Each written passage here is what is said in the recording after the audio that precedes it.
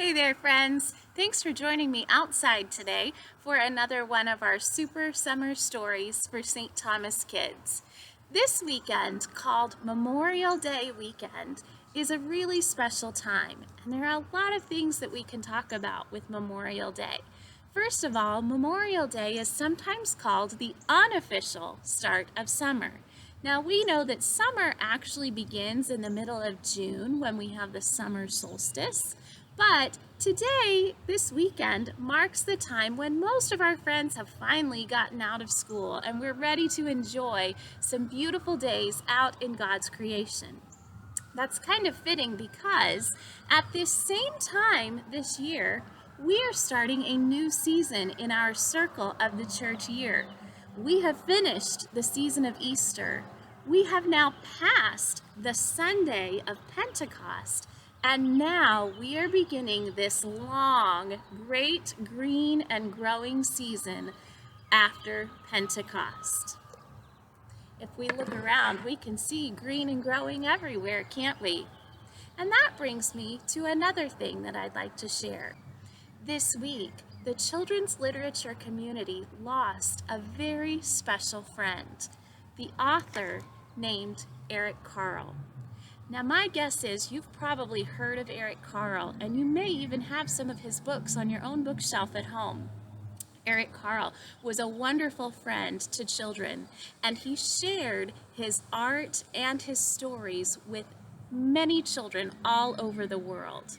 While we are sad that he has died, just like we say in our stories in our godly play classes about people like Moses and Abraham, Eric Carle died as an old man full of years, and we are thankful for the blessing of his gift of art and stories. And as we enter this great green and growing season after Pentecost, and we will share a beautiful book that he wrote all about growing, The Very Hungry Caterpillar by Eric Carle. I'd like to read it to you myself today.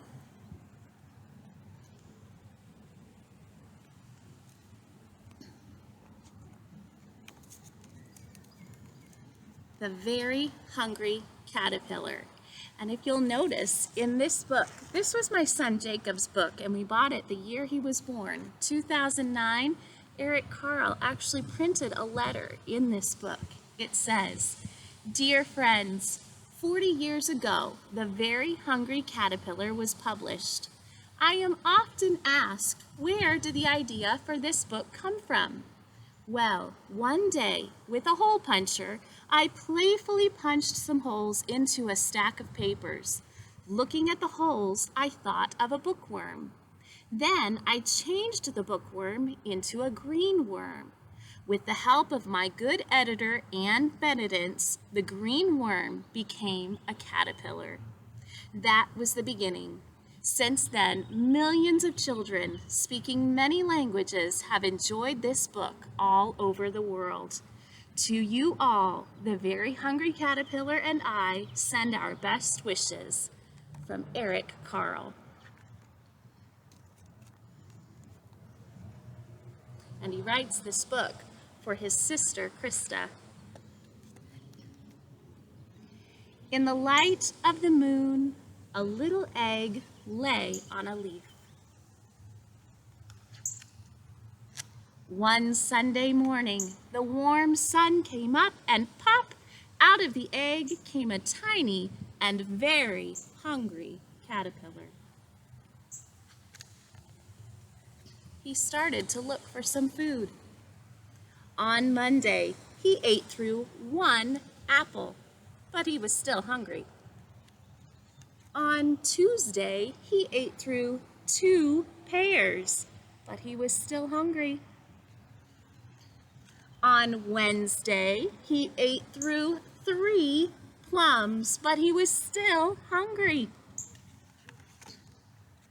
On Thursday, he ate through 4 strawberries, but he was still hungry. On Friday, he ate through 5 oranges, but he was still hungry. On Saturday, He ate through one piece of chocolate cake, one ice cream cone, one pickle, one slice of cheese, one slice of salami, one lollipop, one piece of cherry pie, one sausage, one cupcake, and one slice of watermelon. That night, he had a stomach ache. The next day was Sunday again, and the caterpillar ate through one nice green leaf. And after that, he felt much better. Now, he wasn't hungry anymore, and he wasn't a little caterpillar anymore. He was a big, fat caterpillar. He built a small house called a cocoon around himself. He stayed inside for more than 2 weeks. Then he nibbled a hole in the cocoon, pushed his way out, and he was a beautiful butterfly. The end. Friends, I hope you'll look below and enjoy some activities outside until I see you again for our next story. Bye-bye.